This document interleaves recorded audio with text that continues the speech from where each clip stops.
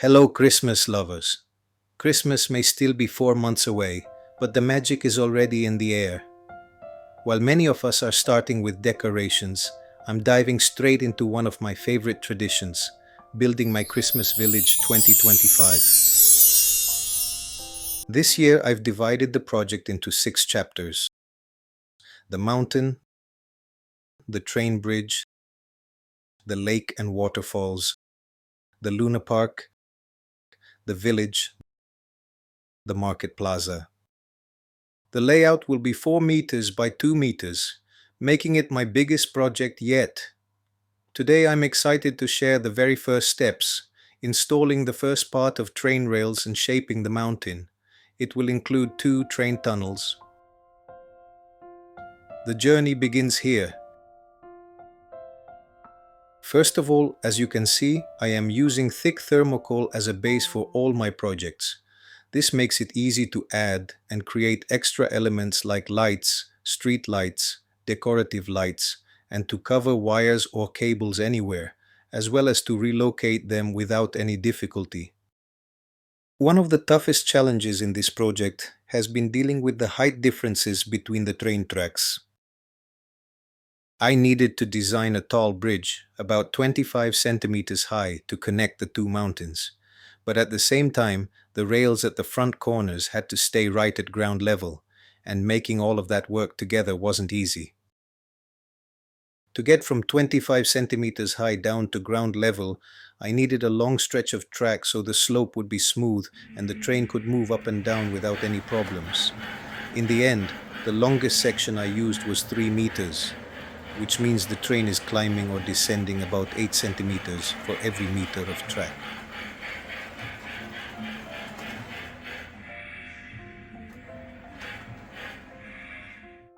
After this step, we will properly fix and secure the train rails. For this process, I am using old pieces of thermocol and very thin plywood. I create a recess in the thermocol, insert the thin plywood inside, and then screw the rails onto the plywood.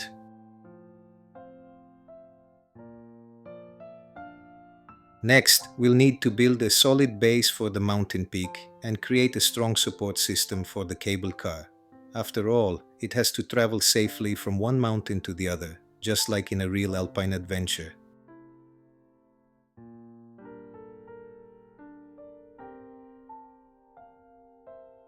Now we will start creating the large tunnel with windows. Step 1. Mark the dimensions of the tunnel according to the size you want. Step 2. Use a pencil to carve the stone pattern. Each stone should vary in size from about 1 centimeter up to 1.5 centimeters so the tunnel looks natural and realistic. After carving, apply a thin layer of putty over the entire thermocol surface, making sure it fills all the carved lines and gaps. Once applied, take a wet cloth and gently wipe the surface. This will remove the excess putty while keeping the carved stone texture visible. Let it dry completely before moving to the next step, as this will give you a strong and clean base to work on. For painting, start by applying a base coat of gray over the entire area and let it dry completely. Next, choose a mix of colors to paint the stones randomly. 2 different tones of light gray, raw sienna, cold gray, and red oxide mixed with light gray. I use these shades to create a warmer, festive look that brings out the Christmas spirit in the village. Once that layer is dry, lightly dry brush with light gray to blend all the colors together. After drying, apply a black wash to bring out the depth and shadows, and finally finish with a white dry brush to highlight the stones and give them a frosty winter effect. Next, cut a thin sheet of thermocol to match the height of the tunnel entrance door. Using a brush, apply putty to create small, embossed bumps for added texture and let it dry completely. Once dry, paint the sheet with a gray base coat. Use the same gray to cover the inside surfaces of the windows and the tunnel entrance.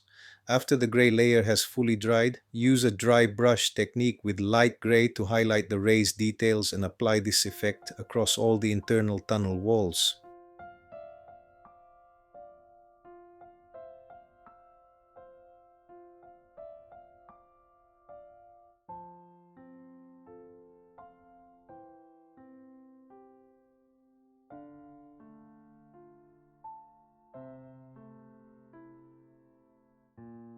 Now we've reached the exciting stage, shaping the mountain itself. For this, I'll be working with a brown craft paper roll. After testing many different materials, I found craft paper to be the best choice, not only because it gives a natural, realistic texture, but also because plaster tape sticks perfectly to it from any direction, whether horizontal or vertical.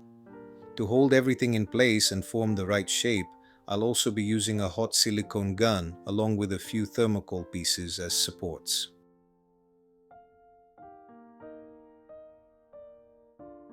Once the craft paper is shaped, we can begin covering it with plaster tape. For this part, I keep a bowl of water and a wet brush close by. I cut the plaster tape into smaller pieces, then dip each one into the water so it becomes soft and flexible. Gently, I lay the strips over the craft paper, letting them follow the curves and folds of the mountain. With the wet brush, I smooth out the surface, pressing the tape so it blends in naturally and sticks firmly in place. Little by little, the paper starts to transform into a solid mountain structure.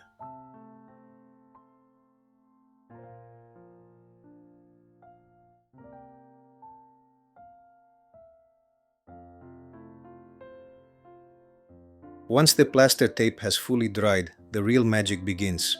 We start bringing the mountain to life with stones and rocks. For this, I work with plaster and silicone molds. I keep 3 different molds on hand, each giving a unique texture, so no 2 rocks look the same. But sometimes the mountain asks for something different, something custom, and that's when I turn to aluminum foil to create my own molds. In these pictures, you can see 2 special cases where I shaped the foil myself, and the rocks that came out of it fit perfectly, as if they were always meant to be part of the landscape.